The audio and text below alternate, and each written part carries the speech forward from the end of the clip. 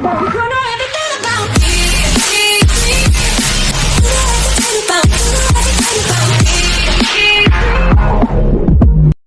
guys, let's be real. Who actually enjoys flipping through the present value tables for NPV calculations? Now the traditional NPV formula looks like this. What if I told you there's a way to save yourself 2 whole rows of work with just one formula? Yep, you heard that right.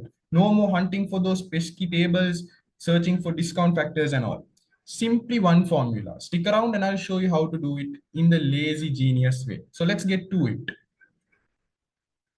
As you can see, in the traditional way, we input the discount factors one by one and then calculate the present value. But in the quick method, you're just going to input one formula.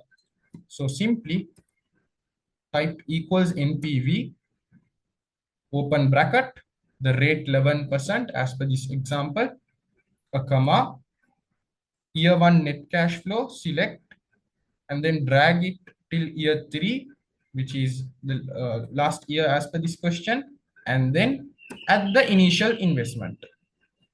There you have it, the NPV. I know it looks different. This is due to rounding off errors and such. So this is how to get the NPV done in a simple formula.